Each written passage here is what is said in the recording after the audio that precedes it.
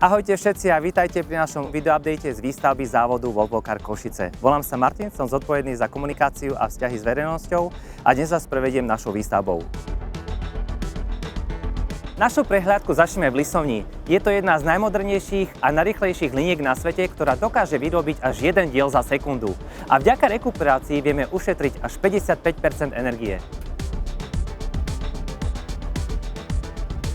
A teraz sa nachádzame v zlievarni, tzv. Megacastingu. A už zajtra sa začne s inštaláciou našej druhej linky hneď za mnou a týchto 5 motorov bude stať na tomto mieste. Pri tomto procese sa ušetrí 120 až 150 dielov, ktoré sa nemusia zvárať komplikovaným spôsobom.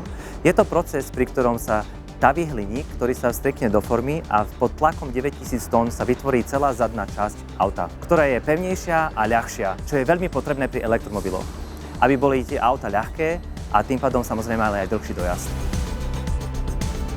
Nachádzame sa v obrábacej hale, ktorá je zatiaľ prázdna, ale čoskoro sa začne s inštaláciou technológií, kde bude prebiehať obrábanie odľatej zadnej časti karosérie.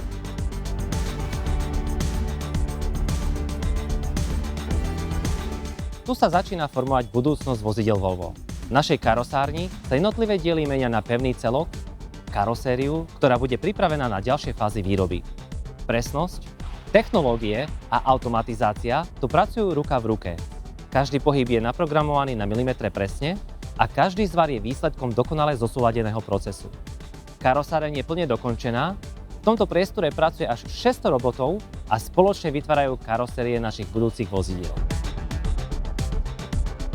Presunuli sme sa do lakovne, kde máme exkluzívnu možnosť náhľadu do lakovacej kabiny, kde prebieha inštalácia týchto lakovacích robotov.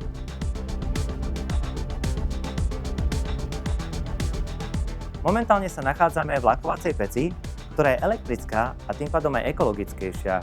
Bude v nej čoskoro veľmi horúco, teploty budú dosahovať až 150 stupňov. Sme v najväčšej hale, ktorá má rozlohu takmer 100 000 m2.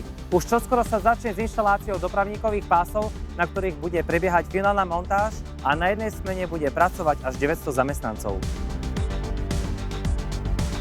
Sme v dielni pohonných systémov. Pod jednou strechou sa tu budú vyrábať elektromotory a skladať batériové peky. Naším cieľom je vyrábať 45 batériových pekov a 60 elektromotorov za hodinu. A toto je srdce nášho závodu, technická budova.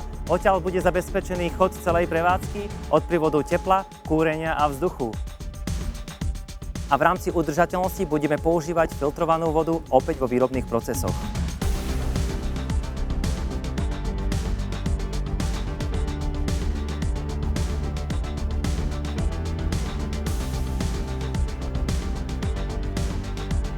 Za mnou sa nachádza retenčná nádoba na zber dažďovej vody s objemom 5500 m3. Videli by ste naplniť v domácnostiach až 18 000 vaní. Čo je zaujímavé tiež, že túto vodu budeme naďalej využívať v procese výroby, a to na chladiace účely a takisto aj na sprachovanie toaliet.